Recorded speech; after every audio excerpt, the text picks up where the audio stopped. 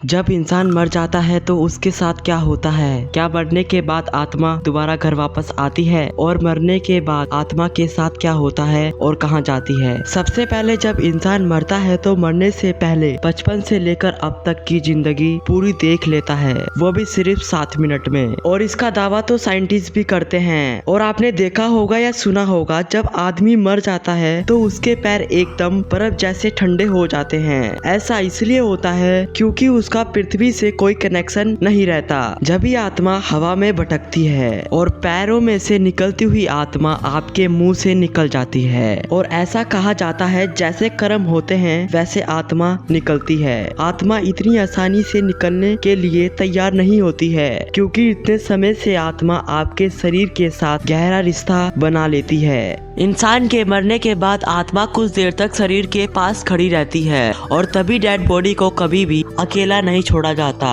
और जब उसके घर वाले उसे देखकर रोते हैं और चिल्लाते हैं तो इंसान को महसूस होता है, लेकिन वो कुछ नहीं कर पाता। और आत्मा अपने घर वालों के साथ बात करना चाहती है लेकिन वो कर नहीं पाती। और जब आत्मा परलोक जाती है तो उसके लिए भगवान 2 यमदूत भेजते हैं जो आत्मा को परलोक ले जाते हैं। यमदूत उनके साथ ही बुरा व्यवहार करते हैं जिसके कर्म गंदे हों, वरना जिसके कर्म अच्छे होते हैं तो उनके साथ अच्छा व्यवहार होता है। उसके बाद दोनों यमदूत आत्मा को परलोक ले जाते हैं जहाँ पर उनका हिस्सा यमराज देखते हैं। और वहाँ पर देखा जाता है जिसके कर्म सबसे ज्यादा अच्छे होते हैं तो उसको स्वर्ग में भेज दिया जाता है। जिनके गलत काम होते हैं उनको तड़पा तड़पा कर परलोक भेज दिया जाता है। और आपने कहीं ना कहीं तो सुना होगा आत्मा भटकती है। ऐसा इसलिए होता है क्योंकि वो अपने टाइम से पहले ही मर जाती है, इसलिए ऐसा होता है। और बहुत लोग मानते हैं कि आत्मा वगैरह कुछ नहीं होता, लेकिन ये बिल्कुल गलत है क्योंकि जब भगवान होते हैं तो आत्मा भी होती है। वैसे अगर आपको मेरी वीडियो पसंद आई हो तो चैनल को सब्सक्राइब कर दीजिए।